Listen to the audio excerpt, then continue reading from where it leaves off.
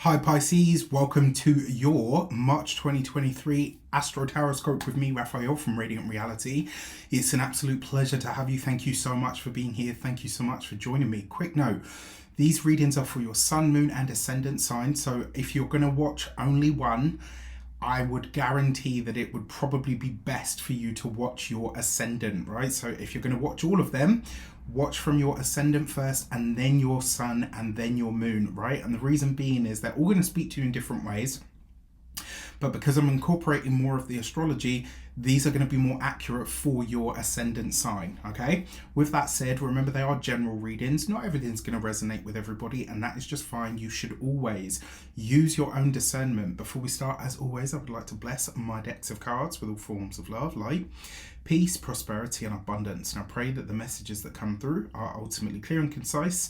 They help you on your path to your highest vibrational good. So we're going to pop those to the side and we are going to start with the big three transits of the month and how they're going to be speaking to you directly. So Saturn on the 7th of March, Saturn is going to be moving out of the sign of Aquarius and into the sign of Pisces. This is your 12th house moving into your first house, right? So you've had Jupiter come through your sign, and now you're going to have Saturn come through your sign, right? So what do you need to know? Well, the fact that you've got Saturn, the lord of structure, boundaries, limitations, restrictions, hard work, effort, discipline, refinement is coming into your first house.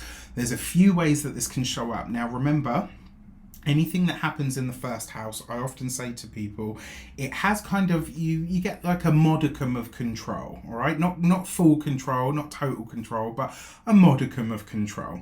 Now, the fact that you've got Saturn moving into your first house, this is going to make you personally more responsible for yourself, for your body, for the direction that you're taking throughout your life. It's going to see you getting more grounded. It's going to see you getting more realistic about everything. It's going to see you having a bit of a reality check.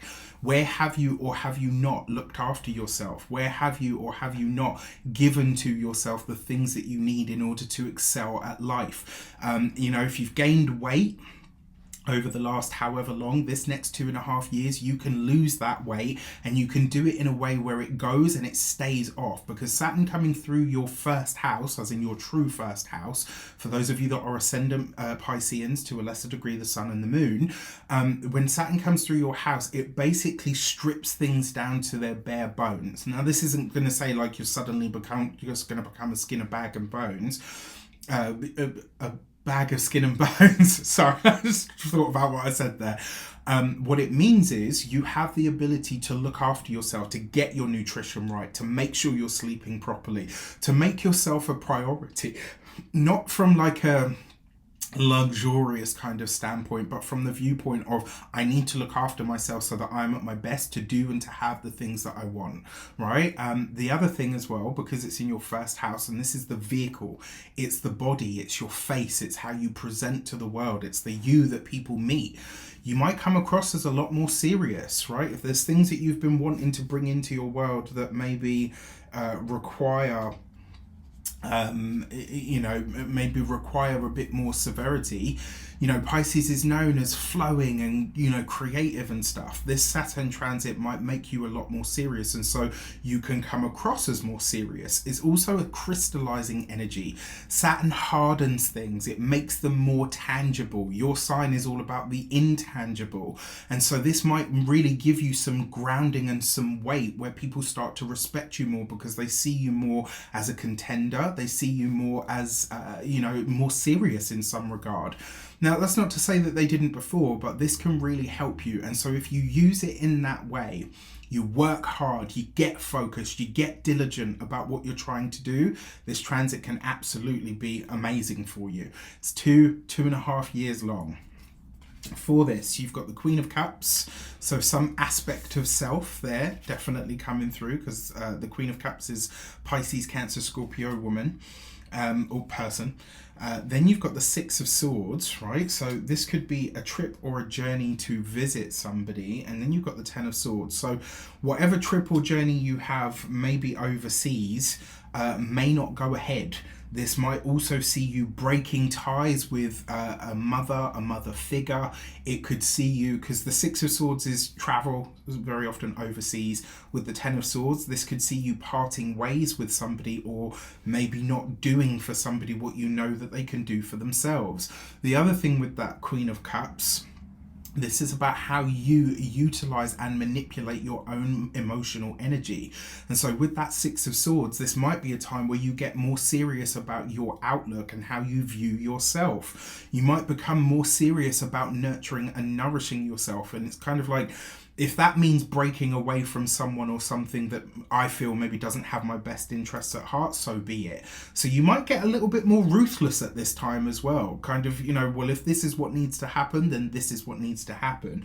Pisces is a very compassionate sign, and it's not that Saturn is not compassionate. I mean, the guy did eat his own children, so let's be honest. Right? It's not that it's not compassionate energy. It's just, you know, it's about responsibility, and that responsibility is across the board. Are you taking responsibility for yourself? Is someone who needs your help constantly actually taking any responsibility for themselves? These are the kinds of questions that you're going to be asking over the next 2.5 years. As if that wasn't enough, March 23rd, Pluto, the Lord of transformation, change, destruction, death, the Lord of power struggles and dynamics, is moving into your 12th house of Aquarius. Now, it's only going to come in there for about 3 months, then it will come out back into Capricorn and go into Aquarius full time for the next 20 years, January of 2024. But this is a big deal, right? Because it's a big, powerful energy. Even though it's a tiny planet, it's got big implications. This is in your true 12th house. Now, the 12th house of the chart, this is your self-sabotaging tendencies. It's the long-held, maybe even ancestral memories or wounds, possibly. It's also your sleep pattern. It's your, the recharging and regenerative place that we do in the bedroom. It's also bed pleasures and the house of the boudoir. And it's the intangible realm, right? Now, as a Pisces, you are the 12th sign, so you rule the intangible realm. To have Pluto, a magnetic, powerful energy about pulling the pure potential up from the depths, moving through the 12th house for you, this could literally show you how you are able to access power, energy, spirituality, magic, pure potency and potential from the other world, and pull it into this world to create something of immense value or even immense power. And I do not underestimate this transit, and I don't underestimate Pisceans and what they might be able to do with this transit versus probably all others, I actually have to say. Now, one way that this could show up, remember Pluto's an energy of intensity, and it pulls up from the depths the true hidden potential of a thing. Pluto is hidden riches as well, things like oil, gold, things that come from deep within, right? Deep within the earth. This can show you where your deep psychological or your spiritual or even like your psyche self-sabotaging tendencies are. And this can help you really uncover those things. Over the next 20 years, you're going to be transforming in ways that most people might never experience, right? Not everybody gets a 12th house transit of Pluto. It's a 244 year cycle around the sun. So not everybody gets a 12th house Pluto transit. Right? So it kind of is what it is. Now, as if that wasn't enough, you have the Knight of Wands, the Eight of Cups, that's interesting, and the Judgment card. Now, it's funny because the Saturn transit seems to be limiting some of your travel, whereas the Pluto energy is kind of ramping it up. So the kinds of travel that you do moving forward may have a lot to do with changing your mind or your perspective. That's something that happens when we travel anyway, because we see different ways of life, different ways of worshipping, living, loving, breathing, all of the rest of it. But for you, the Judgment card is the blast from the past, right? So this could literally be a trip down memory lane, but it's one that has a very emotional implication around it. And with this Knight of Wands, there's a powerful energy here that suggests you're going to start to really discover what really switches you up. I mean, Pluto is the ruler of Scorpio. Sex, the taboo, death, you know, the things that are a little bit, you know, that maybe raise an eyebrow. This is going to see you really start to understand what you feel passionate enough about to go after, regardless of how anybody else feels like it. It's also going to reveal to you what wounds or emotional imbalances, the Eight of Cups from your past, the Judgment card, need to be shifted and changed for you to access your true power, the Knight of Wands, right? So really, I mean, gosh, I mean, I think for you guys, apart from like Aquarius, you know, anyone that's having this in their true first house or their 12th house, or maybe the 4th or the 8th as well, I think you guys are really the ones that are gonna feel this, like, you know, all right. And then finally, as if that wasn't enough, in your sibling water sign of Cancer, you're going to have Mars. Your Mars is moving out of the sign of Gemini and into the sign of Cancer. This is going to be in your 5th house of joy, pleasure, romance, fun, excitation, luck, speculative gambles, things that you take a risk on. Love is a risk, right? To start falling in love with someone and be goofy and vulnerable, that's a risk, right? To put money on a bet, that's a risk. To go after a creative project, to bring children into the world, all of this stuff is 5th house stuff. All of those things carry a risk, but they remind us that we're alive. Mars moving into the 5th, you could get really serious about, I mean, and especially as well because you've got Pluto in the 12th, maybe you get really serious about sex and pleasure and joy and enjoying yourself. This is only a 6-week transit, but Mars in the 5th can bring, you know, and you know, might bring an excess or certainly a ramping up of sexual energy and prowess. Now, Mars is power, Mars is energy, passion, direction, focus. It's also excitation, irritation, anger. It's coming into this 5th house of joy, pleasure, romance, etc. So it's probably likely to ramp up those things, and it might see you getting really proactive about being creative, because the 5th house is a very creative space. So if you don't have children, this might be something along those lines. Maybe you're creating a project or initiating a project at this time and using that sort of full force push to get it done. Now, this happens on the 25th of March, and you've got the 10 of Cups. Beautiful. Look at that, right? And interestingly enough, the 10 of Cups actually represents Mars in Pisces, right? But even still, I think that kind of speaks quite nicely for you.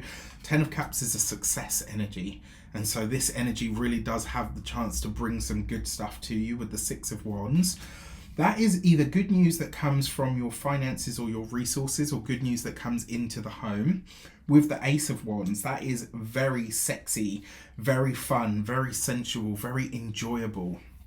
I mean, this is success on success. The 10 of Cups with the 6 of Wands, this is something that you have wanted, something that you've worked towards that shows results. This is a successful launch. This is the success after an interview, right? Like, all of these things can happen for you now, or maybe even just a project that you create gets accepted. Maybe it gets funded. Maybe you know, you get the support that you need, but you didn't expect. Okay, so that's the transits, the big transits anyway. Now let's look at your sectors of life and see what comes up for you here. All right, so for your actions and interactions with the world at large, you've got the 9 of Swords, okay, with the 7 of Swords, okay, and the Death card. This is actually, I like this, right? Because it suggests to me that this is you kind of saying, you know what? Where I've been worried about what other people would think, where I have censored or edited myself, or where I have worried unnecessarily about someone else more than I've worried about myself, Where I've told myself a lie that has stopped me from progressing or excelling in life, I'm ready to let that go. This is you getting, maybe not forceful, but I think that this is you getting really real with yourself. And this could come about in a way that is a little bit sticky, right? The Nine of Swords could be something that you've been worried about, or it could be your distress over the Seven of Swords, a lie that you find out. Let's say, as an example, you find out that your partner's been unfaithful. You find out that the money that you've been giving your family member has been going on something completely different to what they told you that they needed it for. And then you get kind of thrown into a bit of a rage and you say, you know what, this isn't happening anymore. And that's where the death card comes in. So there's something here that you learn this month that really kind of hits you in a powerful way to say, no, I have to change my life here. You know, there's something that needs to shift. And maybe, just maybe, that more responsibility is the Saturn transit. For your work and studies, you've got the Five of Wands, you've got the Page of Cups, and you've got the Nine of Wands. So when it comes to work, a lot of you, it does look like maybe there is a shift in work or a change of job. It looks like some of you might be getting offers or opportunities just as you're out the door. So maybe you come to your boss and say, like, you know, I'm handing in my notice, I found another job, whatever it might be. And then maybe in response to that, or at the same time, they say to you, oh, well, we were just considering you for a promotion. I got to be honest with you, I feel like that's more reactive than it is proactive. So it's kind of like, oh, you know, it's easier for us if you don't leave. So we'll say whatever we need to keep you. For those of you that are studying or in some form of academia, now I know if I haven't got to you because you're retired, etc., I'll be doing that in a different set of videos, all right? So stay tuned. I promise there's going to be enough of everything to go around for everybody, but I can't fit all of it into these because they're already much longer than usual. And obviously outside of this, I've still got to run my business and, you know, get to the projects that I'm trying to release as well. So stay with me, all right? For those of you that are studying though, honestly, this feels like it could be some sort of ostracizing. This might feel like you kind of look around and say, you know what, I don't really fit with any of my peers. These don't feel like my people. This doesn't feel like the kind of connection that I actually want or desire to be surrounded by. And it might be because your viewpoints on things are so different. Remember, yours is a lot more altruistic and humanitarian than most. And so you might not see that kind of energy surrounding you, and it might be a real sort of a rude awakening with Saturn coming into that first house for you, you know, or coming into your sign at least. It might be a really sobering thought of, okay, you know what, maybe I need to take more responsibility for myself and stop, you know, kind of melding into whatever or whoever I'm surrounded by. For your love and relations, you've got the Wheel of Fortune. So somebody that you meet on your travels. You've got the Two of Swords. And you've got the Tower card, right? So one way that this could show up, this could literally be like maybe not necessarily a secret admirer, although that is a possibility here. But you could end up meeting or connecting with somebody that kind of is very different to you. They're almost like diametrically opposed to everything that you are, maybe even that you stand for. And you're kind of really attracted to this person. Like you kind of look at them and you think, gosh, you're nothing like the usual person that I would go for. Wow, like why am I attracted to you? You can't figure it out. And so therefore you want to find out, because there's a natural curiosity to Pisces, especially for anything that's mysterious, because Pisces itself is very mysterious. So if someone or something tries to out mysterious you, you're kind of like, what's this? You know, ooh, butterfly. Right? You just get really, you might find that you're really distracted by this. For those of you that are partnered, married, or in long-term commitments, there's a few ways that this could show up, and I gotta be honest, the Two of Swords with the Tower, that can be a deal breaker at times. It doesn't mean that you're all suddenly going to leave your partner or whatever, or that all of your partners have cheated on you. It just means that you might have a conversation that brings something up that kind of feels like, no, you overstepped the mark here, and it's almost like you don't really know how to deal with it or what to say. And it's like, do I say something? And I've got to be honest, there might be an element here of like instant karma. So if you see somebody get their just desserts, you know, and this is the hard thing, and especially for a Pisces and for Aquarians as well, actually. It can be really hard to see people go through hard things, even if they've brought that on themselves, right? Because you don't like to see others suffer. There's a deep compassion in your bones.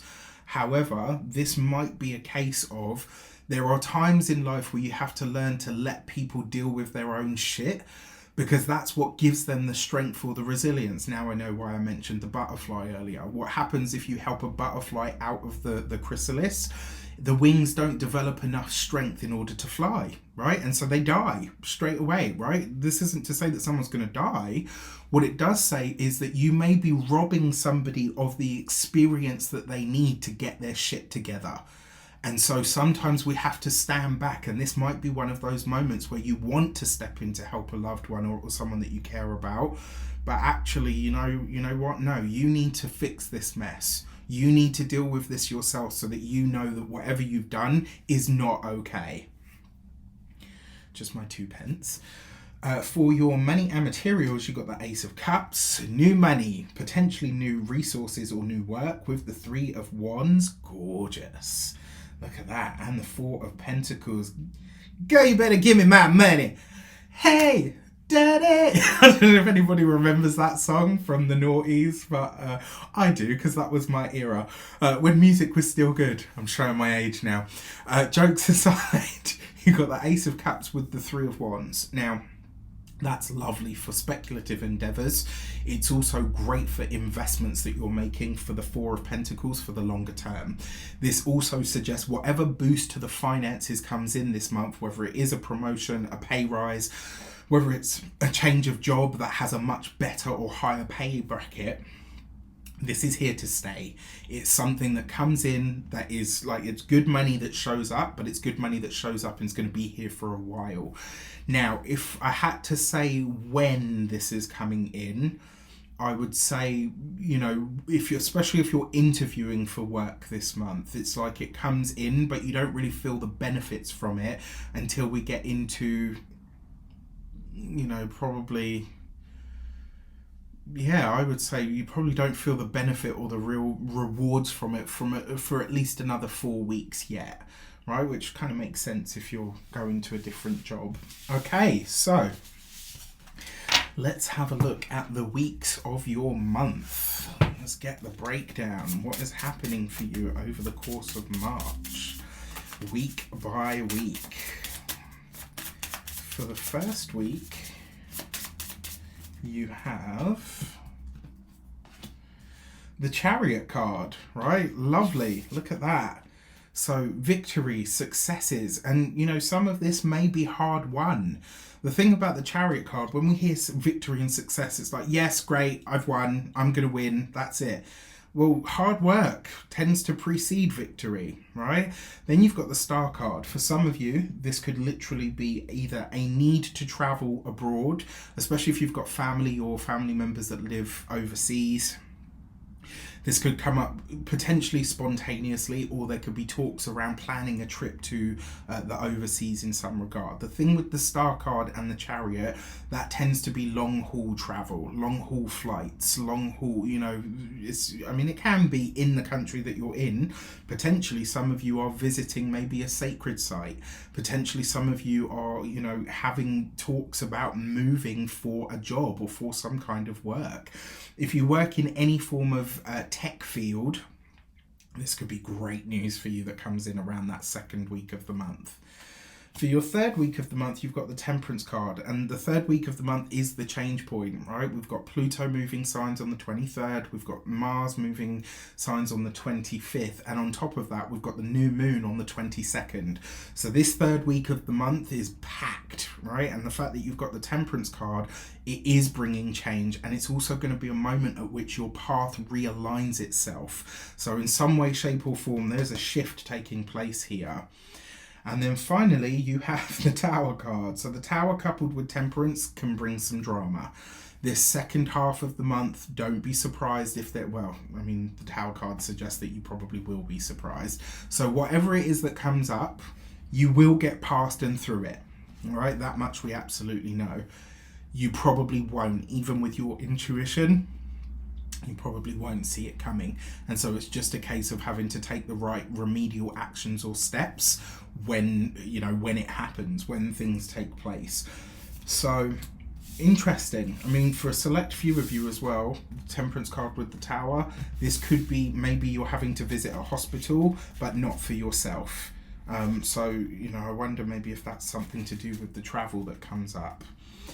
And then, last but not least, your lunations. I'm not going to go into great detail with these because obviously you'll get your full moon and your full moon and new moon lunar reports. All right, so those will be coming shortly. Okay, so for your full moon, March the 7th, as well as Saturn moving into the sign of Pisces, you got a full moon in your 7th house of Virgo, and for this you've got the gate 63 and doubt. It's not smooth sailing when it comes to relationships. There's something that comes up that maybe questions your faith. Maybe you question the relationship. Maybe you're getting a different viewpoint, or you're kind of saying, okay, I'm not sure where it goes from here, but I know it can't continue the way that it is. Remember, a full moon is a point of illumination. And so something is being revealed to you. Something's being shared with you. All right, and then finally for your new moon on the 22nd of March in the sign of Aries, in your 2nd house of money, finances and resources, you've got the gate 18 and perfection. And the message behind this card is obviously perfection is a myth, it doesn't exist. But more importantly, it's a reminder to cut yourself some slack.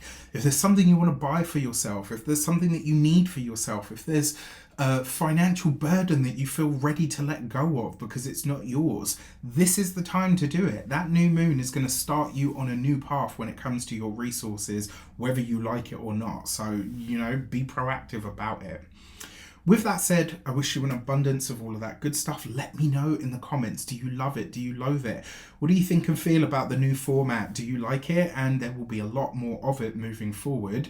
Stay tuned. I just want to say thank you so much. Take care, and I wish you an abundance of all of that good stuff, and I'll see you soon.